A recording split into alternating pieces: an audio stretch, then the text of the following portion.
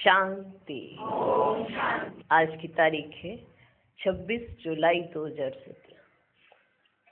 साकार महावाक्य। बाबा कहते, मीठे बच्चे अमृत वेले उठ, बाप की याद का घृत रोज डालो, तो आत्मा रूपी ज्योति सदा जगी रहेगी। आज का प्रश्न, कौन सा एक कर्तव्य बच्चों का है, बाप का नहीं? उत्तर, बच्चे कहते हैं बाबा फलाने संबंधी की बुद्धि का ताला खोलो। बाबा कहते ये धंधा मेरा नहीं। बाबा कहते ये धंधा मेरा नहीं, यह तो तुम बच्चों का कर्तव्य है। यह तो तुम बच्चों का कर्तव्य है। तुम्हारी बुद्धि का ताला खुला है तो तुम औरों का भी ताला खोल, स्वर्ग में चलने के लायक बनो। तुम्हारी बुद्धि का ताला खुला है तो तुम औरों का भी ताला खोल, स्वर्ग में चलने के लायक बनो। अर्थात सबको मुक्ति और जीवन मुक्ति की राह बताओ। अर्थात सबको मुक्ति और जीवन मुक्ति की राह बताओ। समझा? इसका ताला खोलो बाबा, उसका ताला खोलो बाबा, ऐसे कहते हैं ना बच्चे। तो ये किसका कार्य है? बच्चों का। आपकी बुद्धि का ताला खुला है तो आपका कर्तव्य है ये कि दूसरों की बुद्धि का ताला खुलवाना।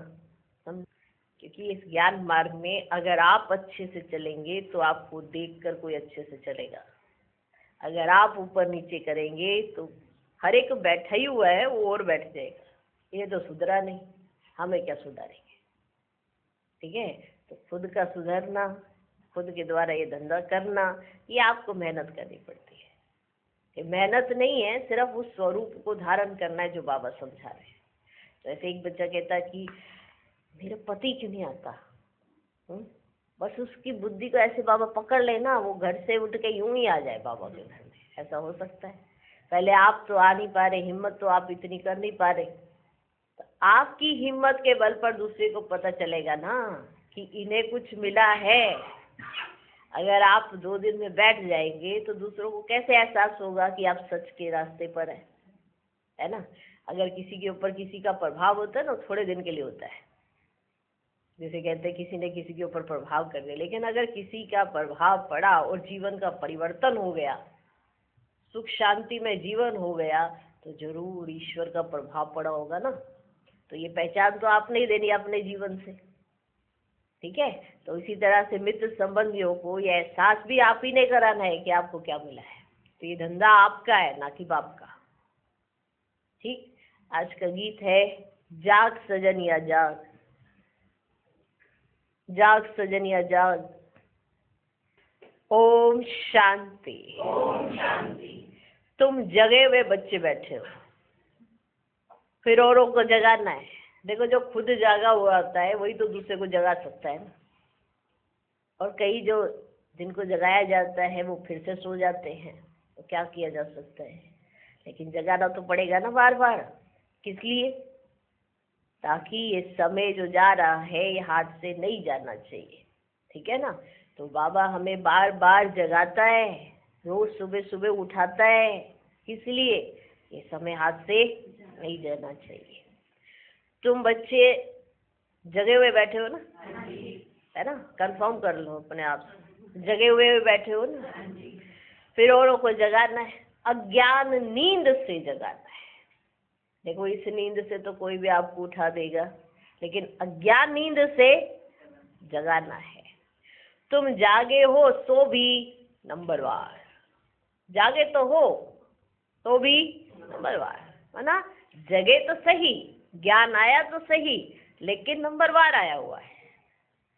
कोई कितना जागा, कोई कितना जागा, किसकी अज्ञान नींद अभी तक खत्म ही नहीं हुई है। जागे तो हो सो भी नंबरवार, क्योंकि घड़ी घड़ी भूल जाते हो। जगाने वाला कहते हैं सजनिया भूल ना जाना। सजनिया भूल ना जाओ, जगाने वाले कहते हैं। जगाने वाला कहते हैं। सजनिया भूल ना जाओ, ये याद का घृत है। मनुष्य मरते हैं तो दीवे में घृत डालते रहते हैं कि दीवा बुझ ना जाए। बाप कहते बच्चे याद करते रहो। ये याद करने के लिए, घृत डालने के लिए सवेरे का टाइम बहुत अच्छा है। याद करने के लिए, आत्मा में घृत डालने के लिए सवेरे का टाइम बहुत अच्छा है। सवेरे याद करेंगे तो वह याद बहुत समय कायम रहेगी। जब सवेरे सवेरे याद आती है ना, तो वो याद बहुत समय कायम रहेगी। तुम्हारा दीवा बुझा हुआ है, अब याद से अपना दीवा जगाते हो। तुम्हारा दीवा जगता रहता है, सतयुग से त्रेता तक जगता रहेगा। कब से कब तक? जगता रहेगा। इसको दीपमाला कहते हैं। रुद्रमाला और दीपमाला बात एक ही है। याद तो शिव बाबा को ही करना है ना। तुम असल में रुद्रमाला के मोती तो हो ना, अर्थात निर्वाण धाम में रहने वाले हो। उसे शिव बाबा का धाम, रुद्र धाम भी कह सकते हैं। बच्चे जानते हैं बाबा के पास हमें जाना है। याद से दीवा जगता जाएगा। ये श्री अर्थात श्रेष्ठ मत मिलती है। गाया हुआ भी है, श्री मत मिली थी तो श्रेष्ठ सत्य धर्म की स्थापना हुई थी। अब तुम्हारा बड़ा झुंड है। नंबरवार जितना जागते हैं उतना जगा सकते हैं। समझा? नंबरवार जितना जागते हैं उतना जगा सकते हैं। अब नंबरवार जितना जागते हैं उतना जगा सकते हैं। दीवे को जगाने के लिए सवेरे उठना पड़ता है, घृत डालना पड़ता है। इसमें कोई तकलीफ नहीं। बाप को याद करना, यही घृत डालते रहना है। आत्मा पावन होती रहती है। आत्मा पहले पतित थी, अर्थात आत्मा की ज्योति बुझी हुई थी। अब बाप को याद करने से ज्योति जगेगी और विकर्म विनाश होते रहेंगे, अर्थात पावन बनते जाएंगे। अभी आत्मा पर अज्ञान का परछाया पड़ा हुआ है। बाप ही सबसे बड़ा सर्जन भी है। कोई स्थूल दवाई आदि डालने के लिए नहीं देते हैं, सिर्फ कहते हैं मामेकम याद करो।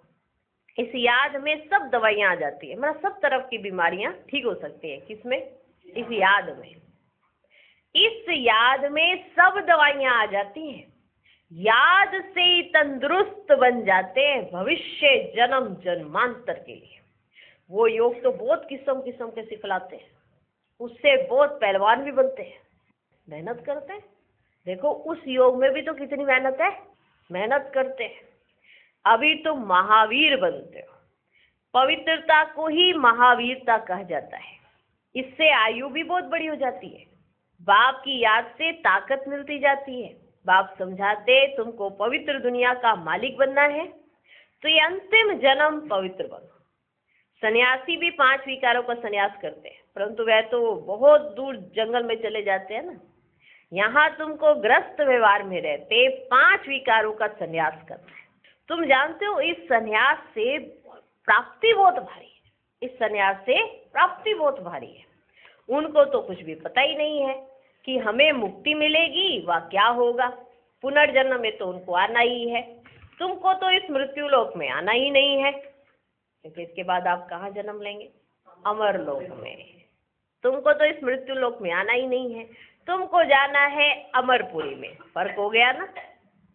भले सन्यासी लोग कितने भी हठ योग आदि करें, फिर भी उनको मृत्यु लोक में रहना ही है। तुम बच्चों को इस मृत्यु लोक से जाना है अवर लोक में, इसलिए मेहनत करनी पड़ती है। इसलिए मेहनत करनी पड़ती है। जिस मेहनत से वह डरते हैं, जिस मेहनत से वह डरते हैं, समझते ग्रस्त व्यवहार में रहे हम योगी नहीं बन सकते। उनको कुछ भी पता ही नहीं है सन्यास से क्या मिलेगा।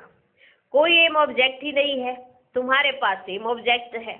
वो थोड़ी ही कहेंगे हम नई दुनिया में जाएंगे, वह तो मुक्तिधाम में जाएंगे, परंतु उनको पता ही नहीं है।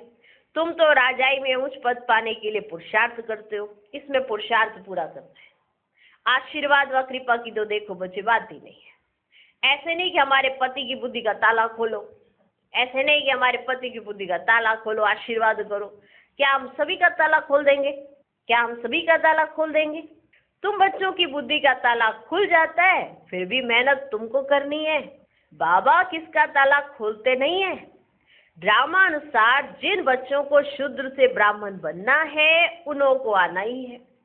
जिनका कल पहले ताला खुला होगा उनका ही खुलेगा। हाँ, शुभ चिंतक हो राय दी जाती है, शुभ चिंतक हो राय दी जाती है।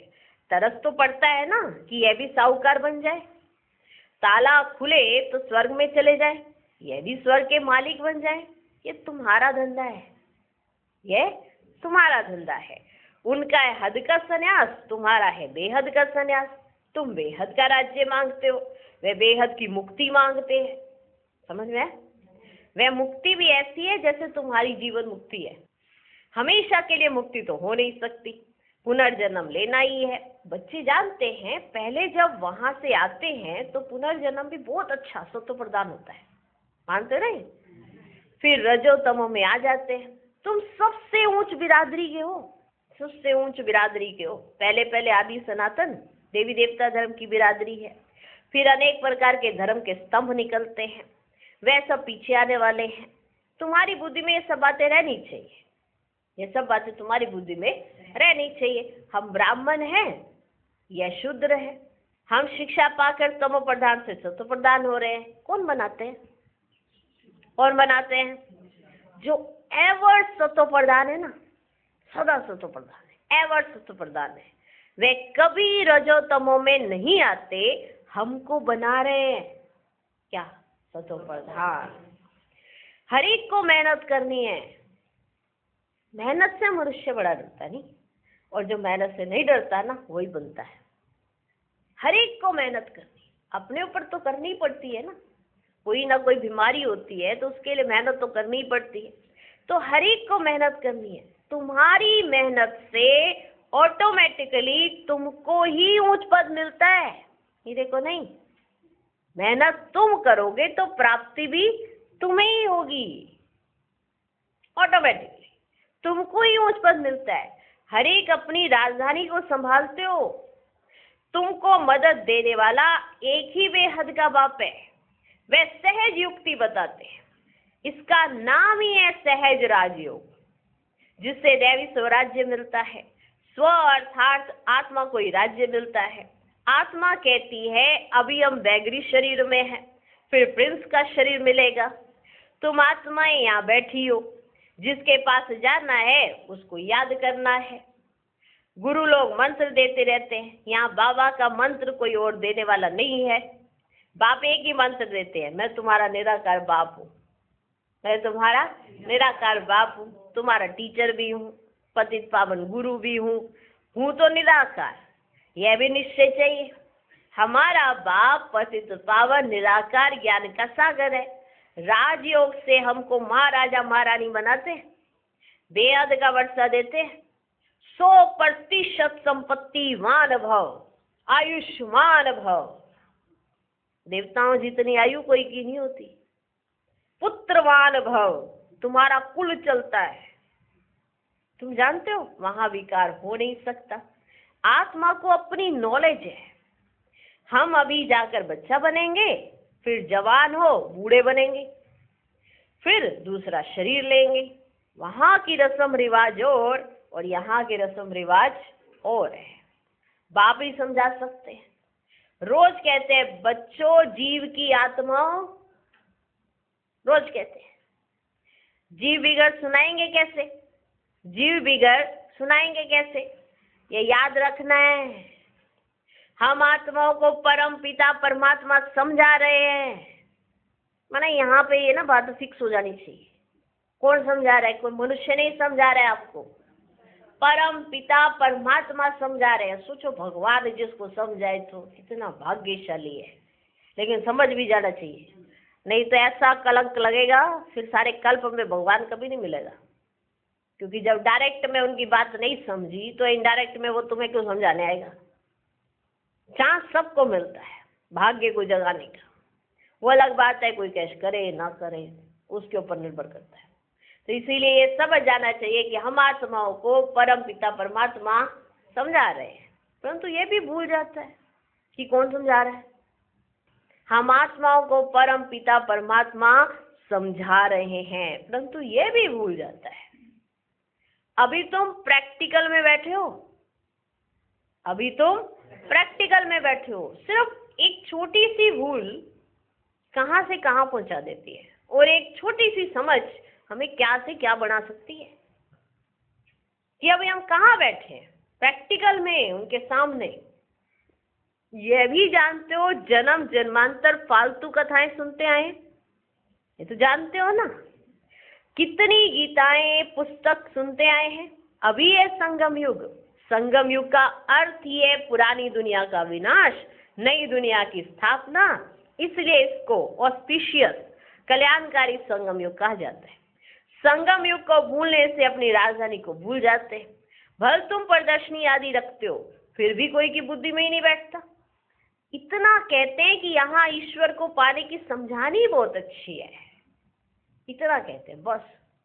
ये नहीं समझते कि ईश्वर पढ़ाते हैं, ये नहीं समझते। समझानी बहुत है अच्छी मिली है यहाँ पे ईश्वर को पाने की, इतना समझते हैं। लेकिन यह नहीं समझते कि ईश्वर पढ़ाते हैं। कोई विरले को निश्चय बैठता है जो कहते कि बरोबर ठीक है। हम भी समझते हैं पढ़ाने वाला परम पिता परमात्मा है। जैसे भीष्म पितामह आदि ने पिछाड़ी में माना है कि परमात्मा इन्हों को पढ़ाते हैं, पिछाड़ी में ये ज्ञान आएगा। बल प्रदर्शनी में हजारों आते हैं, परंतु ये किसको भी समझ में नहीं आता कि तुमको निराकार परम पिता परमात्मा पढ़ाते हैं। कहते ये बात हमको समझ में नहीं आती, निराकार कैसे पढ़ाएंगे। अच्छा, हम आकर समझेंगे, कहकर फिर आएंगे ही नहीं। ऐसे भी होते हैं। कितना तुम समझाते हो, चलो हम तुमको स्वर्ग की बादशाही दे, तो भी मानते नहीं, सैपलिंग लगती है। बाप समझाते तुमको भक्तों को समझाना सहज होगा। तुम सर्वव्यापी कहते हो तो पूछते क्यों हो? यह तो जड़ है, तुम हो चैतन्य, तुम तो चैतन्य हो, तुम बड़े हो गए ना। समझाना है, बेहद का बाप तो एक ही है, उनकी महिमा है। वह मनुष्य सृष्टि का बीज रूप पतित पावन है। दुनिया पतित है, उनको पतित से पावन बनाने वाला एक ही बाप है। जरूर संगम पर ही आता होगा। अब आए हैं, कहते हैं मुझे याद करो, तो तुम्हारे भी कर्म विनाश होंगे। समझ में है? गीता में अक्षर है, परंतु श्री कृष्ण का नाम लिखने से बुद्धि ठहरती नहीं है। तुम जानते हो ये ज्ञान है बहुत सहज, बहुत सहज है ना, सहज है, बहुत सहज, परंतु विघ्न पड़ते रहते हैं। ज्ञान बड़ा सहज है, परंतु विघ्न पड़ते रहते हैं। मित्र संबंधी आदि सब विघ्न डालेंगे, सब विघ्न डालेंगे। हम इनको इस तरफ खींचते हैं, वह फिर उस तरफ खींचते हैं। मित्र संबंधी आपको उस तरफ खींचेंगे, बाप इस तरफ खींचते हैं। बड़ी जंजीरें हैं, बड़ी जंजीरें हैं। बाप समझाते हैं ये कैसे हो सकता है। शिव बाबा तो ज्ञान का सागर, सुख का सागर है, कुछ तो किया होगा ना। समझो थोड़ा सा, बाबा को आप कहते ज्ञान का सागर, सुख का सागर, कुछ तो किया होगा ना, कुछ तो ऐसा ज्ञान सुनाया होगा जो सबके लिए सहज होता हो। समझ में आया? कुछ तो किया होगा ना। स्वर्ग स्थापन करने वाला है। सिर्फ कहता हूं मुझे याद करो, मेरे को याद करो, सिर्फ इतना ही तो कहता हूं। कृष्ण तो कह ना सके। समझाने के लिए बड़ी मेहनत चाहिए, थकना नहीं है। तो समझाने के लिए बड़ी मेहनत चाहिए, थकना नहीं है। बहुतों से मेहनत पहुंचती नहीं है, बहाने बहुत लगाते हैं। बाबा कोई तकलीफ नहीं देते हैं। भल बच्चों को संभालो, भोजन बनाओ, बच्चे संभालो, भोजन बनाओ, सिर्फ शिव बाबा की याद में रहो। अच्छा, दिन में टाइम नहीं मिलता है, अमृत वेले तो याद करो। कहते हैं राम सिमर प्रभात मोरे मन। आत्मा कहती है प्रभात में अपने बाप को याद करो। बाबा भी यही कहते हैं, नींद भी टाइम पर करनी चाहिए, पूरा चार्ट रखना है। नींद भी टाइम पर करनी चाहिए, पूरा चार्ट रखना है। सवेरे उठ सकते हो, इस पर एक कहावत भी सिंधी में है, सवेरे सोना सवेरे उठना। अभी तुम अक्लमंद बनते हो, क्या बनते हो? अक्लमंद बनते हो। सारा चक्र बुद्धि में है, तुम्हें कोई भी दुख नहीं मिल सकता, तुम्हें कोई भी दुख नहीं मिल सकता। कितना तुम शाहों के शाह बन जाते हो, पैसे की कभी कोई तकलीफ नहीं होती, और हेल्दी भी बनते हो। ये सब गुण अभी तुम शिव बाबा से पाते हो, शिव बाबा से मिलते हैं ये सारे गुण। शाहों के शाह बन जाते हो, शिव बाबा से ये गुण पाते हो। बरोबर तुम हेल्दी वेल्दी और हैप्पी बनते हो। यह भी तुम जानते हो, होली दीपावली आदि ये सब अभी की बातें हैं जो यादगार में आ जाती है। तो सवेरे उठकर बाप को याद करना बड़ा अच्छा है, याद को बढ़ाते रहो।